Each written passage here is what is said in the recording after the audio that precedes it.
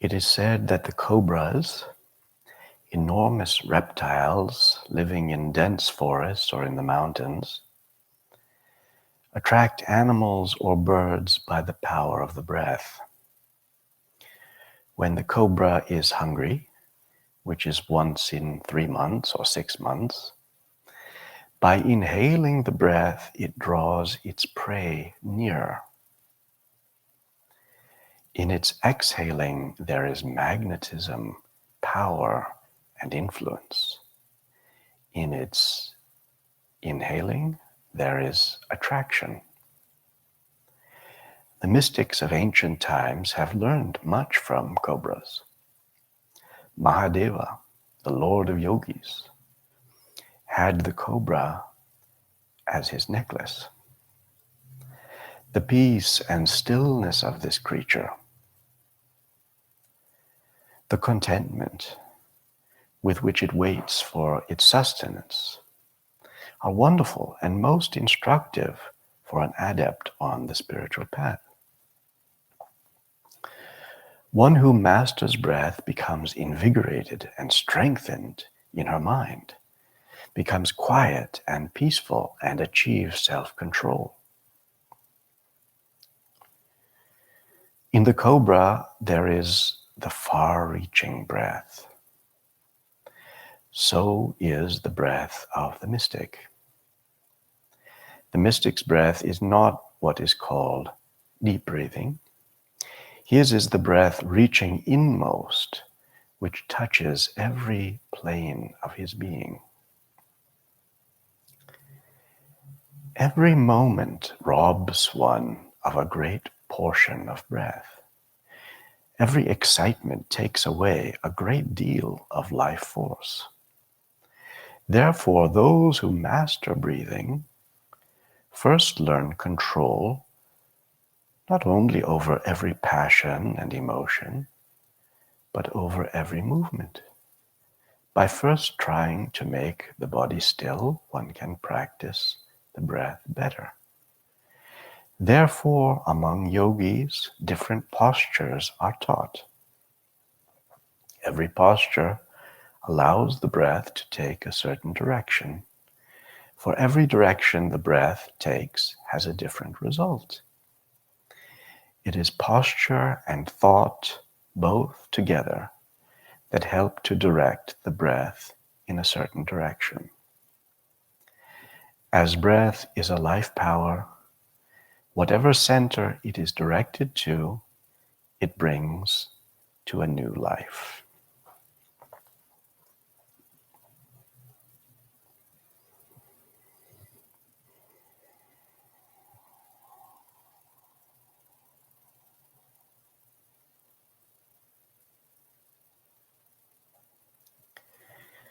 So Murshid speaks here first about Mahadeva, Shiva, who is pictured covered in ashes and having long matted hair and wearing a leopard skin. And around Mahadeva's neck is a cobra. In another place, Murshid explains another significance of the cobra, and that is the cobra is poisonous. And Shiva has received so much of the cobra's poison that he is immune. So Shiva represents the principle of eating death. One is afraid of death because one hasn't tasted it. Whatever one tastes, whatever one knows, whatever one has experienced, one is less afraid of it. One is afraid of the unknown.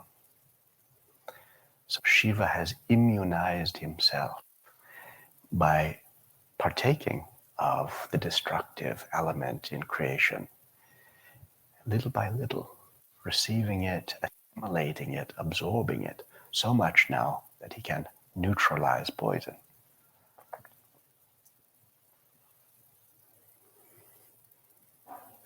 The other aspect of the cobra is that the cobra's breath, as Murshid explains, is so powerful that the cobra doesn't run here and there, or slither rapidly this way and that, trying to catch hold of a prey. The cobra sits powerfully and with its glance, with its breath, draws in its own nourishment, and is therefore a symbol of the awakened breath. The breath of a mystic carries out the mystic's thought. Now, if our thought is garbled, incoherent, that is to say, if one has mixed motives or one cannot hold a single thought, one's thoughts are constantly changing and revolving, and if the breath itself is shallow, then what kind of magnetism can be expected in one's thought? On the contrary, if one more and more is able to hold an ideal and then send that ideal out on the breath into the atmosphere, into the distance. Remember, the breath is a swing. As you breathe out, whatever is in you goes out. And the farther the breath goes out, the farther the impression goes. And it can go to the other side of the world. So the cobra's breath is like this. It sends out its wish, and in response, as it draws in the breath, it draws into itself that which it needs. It's nourished by drinking in that which corresponds with its prayer. So this is how we learn more and more to live with respect to the very source of life, to send out to the all in all, our deepest prayer, our highest ideal, and in response to receive back the divine blessing.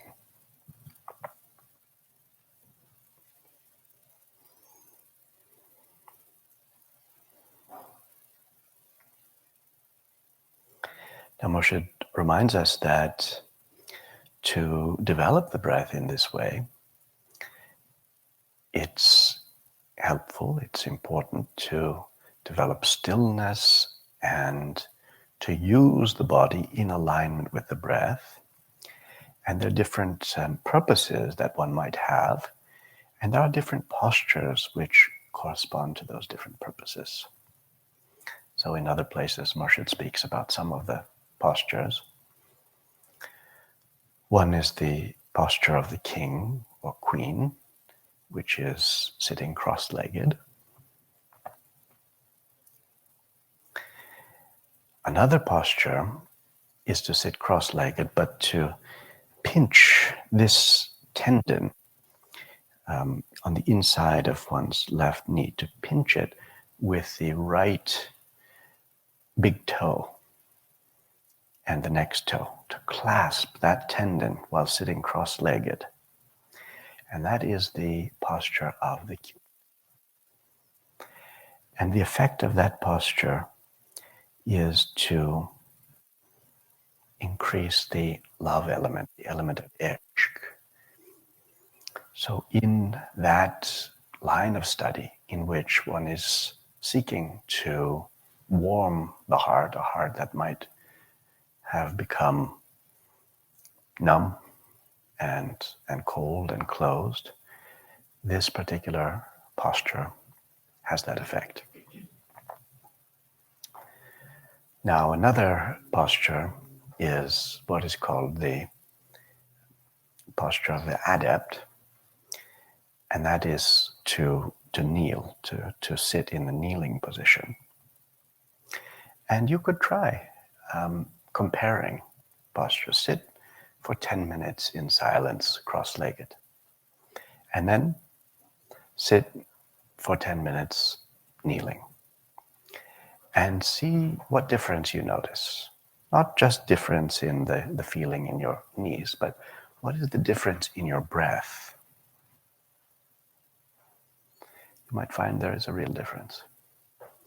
The cross-legged position is more closed, whereas the kneeling position puts you face to face with that which you contemplate.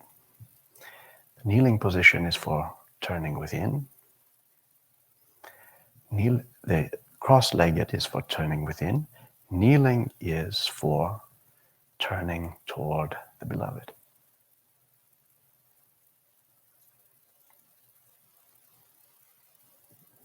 Of course,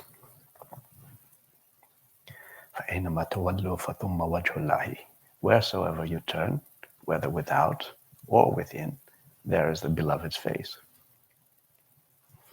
But each posture directs the breath differently. And then there's the posture of the sage, which is an intensification of the cross-legged position. And in this posture, you turn the soles of your feet up on your knees. So the two legs are really twisted together, and the result is an intensification of the inwardness. Holding the hands together or closing the senses with the hands, bringing the feet into that wrapped up position. All of these actions have the effect of intensifying the inward thrust of the breath.